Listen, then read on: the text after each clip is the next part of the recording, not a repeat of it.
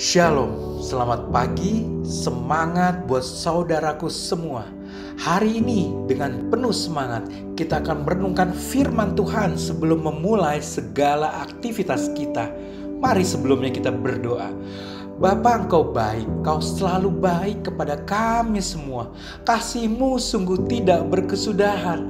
Kami awali renungan pagi ini di dalam nama Putra-Mu yang tunggal, Tuhan kami, Yesus Kristus. Amin. Saudaraku, tema kita hari ini adalah melepaskan semua keinginan. Firman Tuhan diambil dari kitab Yakobus pasal 1 ayat 12 sampai 15. Demikian firman Tuhan.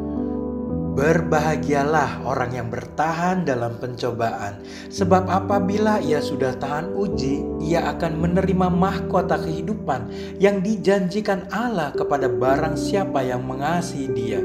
Apabila seorang dicobai, janganlah ia berkata pencobaan ini datang dari Allah, sebab Allah tidak dapat dicobai oleh yang jahat, dan ia sendiri tidak mencobai siapapun.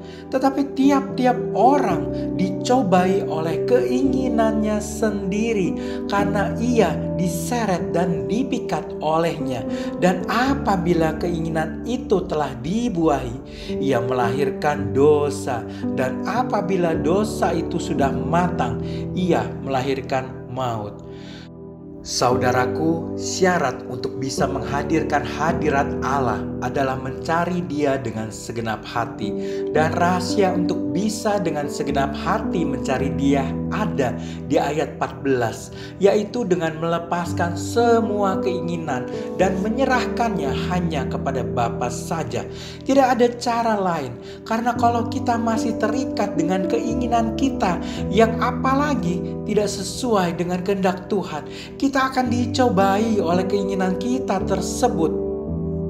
Kita akan diseret dan dipikat olehnya, dan kita tidak mungkin dapat dengan segenap hati mencari Dia. Saudaraku, saya akan sharing pengalaman saya, bagaimana keinginan itu bisa mencobai, mengikat dan menyeret saya untuk bersungut-sungut dan menyalahkan Tuhan. Kejadian ini terjadi kira-kira 10 tahun yang lalu. Singkatnya, anak saya yang nomor 2, Joshua, terkena penyakit kritis yang berbahaya bernama ensefalitis, mirip dengan meningitis. Kami bawa Joshua ke rumah sakit, dan karena kondisinya sangat parah, dia langsung dibawa ke ICU. Ternyata kondisinya sudah koma, gak sadar. Saudaraku, hari pertama di ICU seakan berlalu dengan sangat lama. Semalaman saya di rumah sakit berdoa dengan mencucurkan air mata buat kesembuhan Joshua. Hari kedua kondisinya masih koma. Dokter pun sudah angkat tangan mempersilahkan kami untuk membawa Joshua ke rumah sakit lain atau bahkan mencari pengobatan alternatif. Kami masih berdoa, berpuasa dengan cucuran air mata. Hari kedua itu saya masih berjaga di rumah sakit. Tetapi malam harinya saya mulai bersungut-sungut dan menyalahkan Tuhan karena keinginan doa saya tidak dikabulkan Tuhan. Hari kedua berlalu seakan lebih lama dari hari pertama. Sampai hari ketiga kondisinya semakin menurun. Teman-teman pun berdatangan untuk mendoakan Joshua. Tidak ada perubahan sama sekali. Malam itu kembali saya berjaga di rumah sakit dengan hati sangat berdebar-debar, seakan-akan menunggu malaikat maut untuk menjemput Joshua. Malam itu saya tersadar seperti Tuhan Yesus pada malam sebelum Dia disalib. Dia menyerahkan keinginannya kepada kehendak Bapa. Malam itu saya menyerahkan keinginan saya kepada Tuhan. Saya berserah. Apapun kehendak Tuhan akan saya terima. Malam itu hati saya tenang. Saya langsung tertidur di mobil pada malam itu. Hari keempat tiba. Pagi-pagi benar saya naik ke ruangan ICU. Hati saya penuh sukacita walau saya tidak tahu apa yang terjadi pada Joshua. Tapi saya berkata dalam hati, apapun kehendak-Mu ya Bapa, aku terima. Saya masuk ke ruangan kamar ICU dan saya kembali mendekati Joshua untuk berdoa di telinga dia.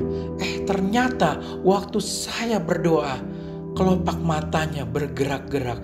Sungguh mujizat terjadi. Siangnya Joshua sadar Tuhan menyembuhkan Joshua. Puji syukur bagi Tuhan Yesus. Saudaraku, serahkanlah segala keinginanmu kepada Tuhan. Biar Dia yang mengerjakan sesuai dengan kehendaknya. Maka hatimu akan bebas, hatimu akan tenang, hatimu akan penuh dengan sukacita. Sehingga engkau bisa mencari Dia dengan sepenuh hati. Mari kita berdoa. Bapa di surga, kami mau untuk selalu bisa melepaskan semua keinginan kami dan menyerahkannya kepada kehendak-Mu saja. Biarlah hanya Engkau satu-satunya yang kami ingini. Biarlah kami menyerahkan seluruh kehidupan kami ke dalam tangan-Mu Bapa. Terimalah permohonan kami ini hanya di dalam nama-Mu ya Tuhan Yesus. Amin. Selamat beraktivitas. Tuhan Yesus memberkati.